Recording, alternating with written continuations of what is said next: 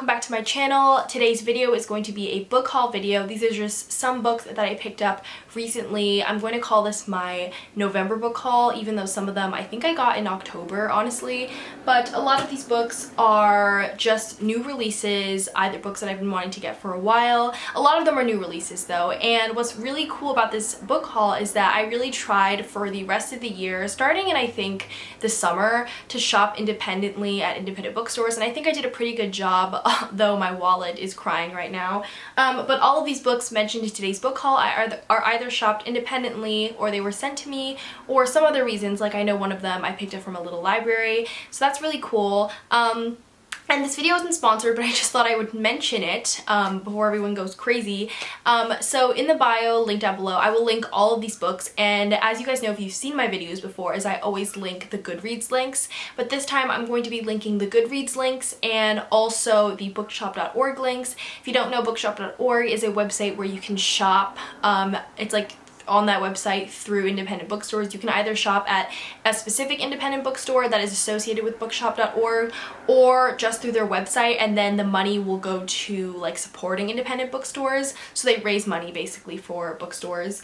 And if you click the link, if you shop using the link from the book, that is my affiliate, they are all affiliate links, which means that I will get 10% off commission, but they will also be matching 10% to the bookstore that you're buying from. And I just wanted to put that out there just because they're affiliate links. I know people get a little like iffy with them, but you can also support me as a creator, but also support your independent bookstores wherever they may be, locally near you or just through bookshop.org. So I thought that'd be cool to mention, and it's just cool that I can be an affiliate with them and support that kind of thing. But also, I don't know, if you guys are shopping for books already for the holiday season, might as well support me too. I just broke the bank by buying these. But anyway, let's get started into the book haul. Okay, so these first three books, I don't really consider this, actually I don't know if this is an independent bookstore, but basically I work at my school's like college university bookstore. And since I work there, I get a discount, and it was recently like Employee Appreciation Month, so I decided to do a little bit of shopping, and these next three books are ones that I purchased from there. So the first book that I have is The Uninhabitable Earth by David Wallace-Wells. And if you look at this cover, I don't know if you can see it because it's not zooming in right now, but there's a little bee at the bottom of the cover. That's partly why my coworkers know that I was obsessed with this little bee for the longest time, and I was waiting for Employee Appreciation Month to finally buy this book. So this book is just basically about kind of like climate change, global warming, all that devastating stuff. The main reason why I bought this book is because we read a snippet of it in my US environmental history class, and I kind of really liked it. It was kind of depressing. It's really just frank and straight to the point. It does use a lot of fear tactics, which honestly in my studies I've learned is not a really good tactic, but this book does it so well.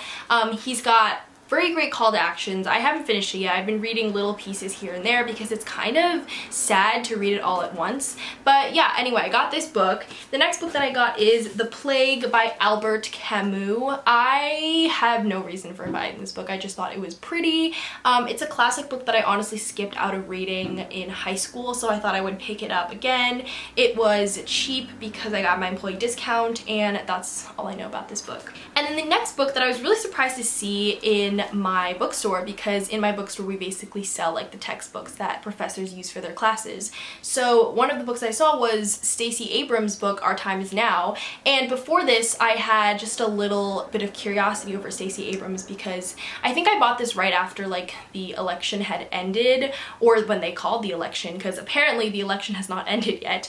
But basically, when Stacey Abrams, she is a black woman, a voter rights activist, was talked about a lot in Georgia because she was basically responsible for, like, one of the people responsible for flipping Georgia blue because of all her work in voter suppression and systemic injustices in politics. So I'm excited to read this memoir. I've been getting a lot into political memoirs lately, as you will see in my next purchase that I will talk about. But anyway, excited to read this, and I'm really glad that I saw this as one of the texts that my school is using. Okay, the next book that I purchased is Barack Obama's A Promised Land. I actually was not planning on purchasing this one at first. I'm actually reading it in an audiobook, so I didn't really purchase it. It's like a free trial thing. I'm like borrowing it.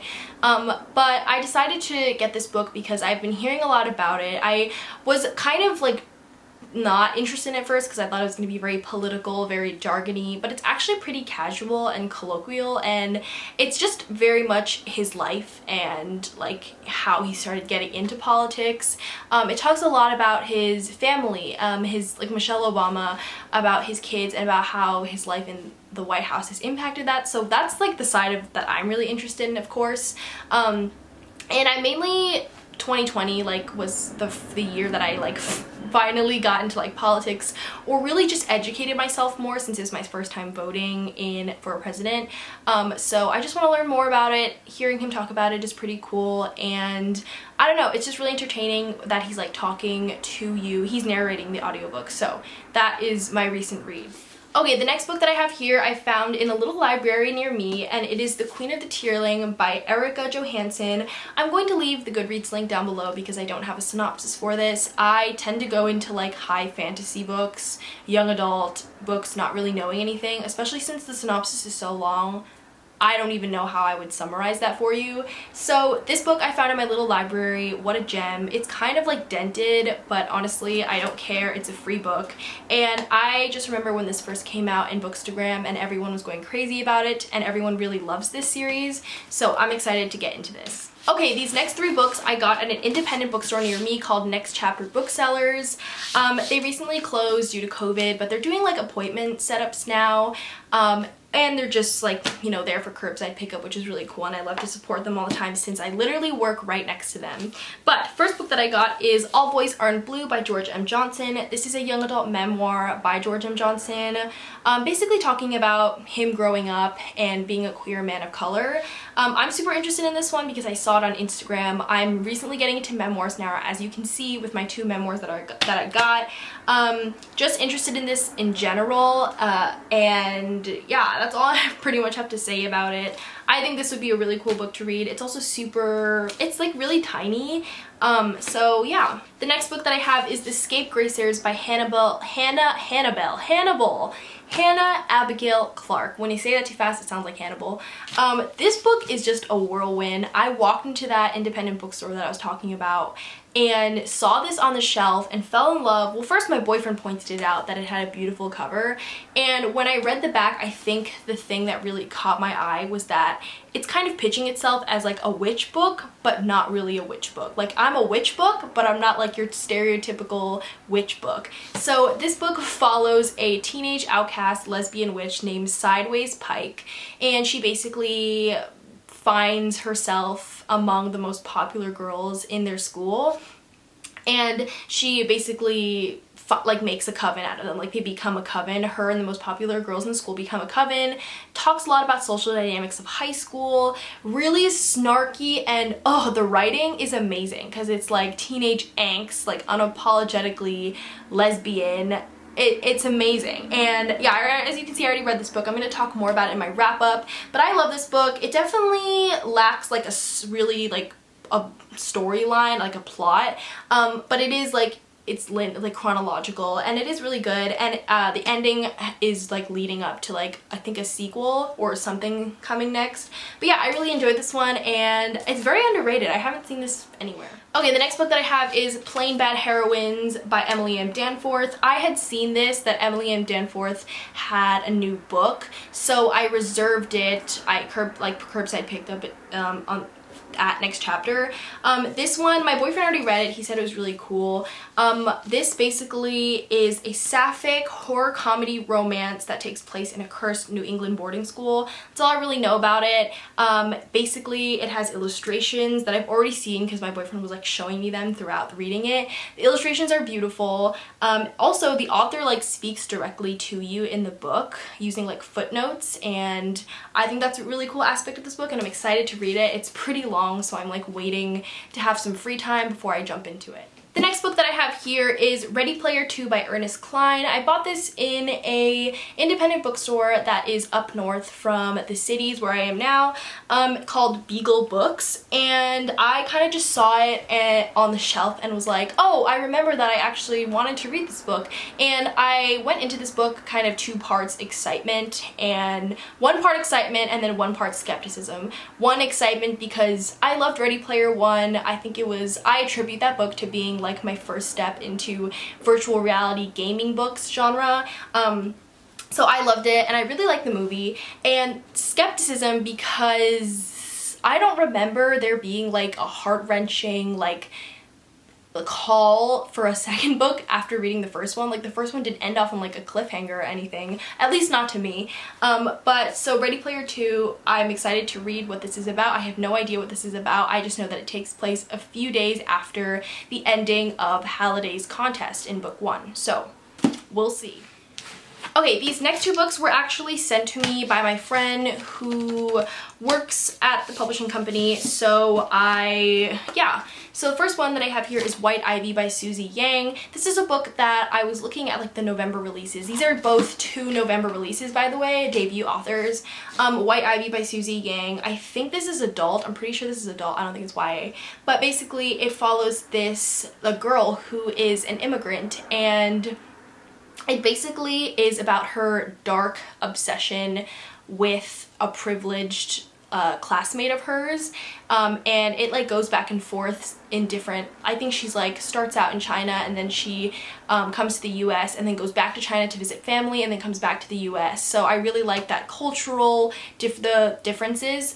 It was really fun just going to like China with her and experiencing that, because like the cultural differences is really stark and really interesting to read about. The immigrant experience is also really, really prominent in this book, and just the storyline as well. It's very dark. It's supposed to have really great twists and really nice prose and complex characters.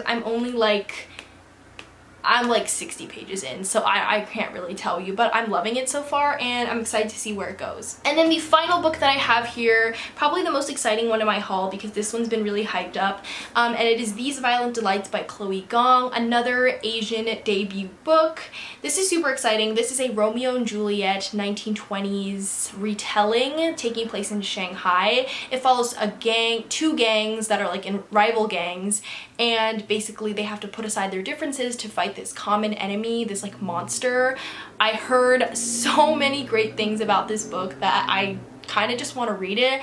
I'm letting my boyfriend read it first because he used to live in Shanghai, so he has a lot of great memories attributed to it and he really wanted to read this book, so I'm letting him read it first, but then I'm going to take my go at it and I'm so excited to jump into this.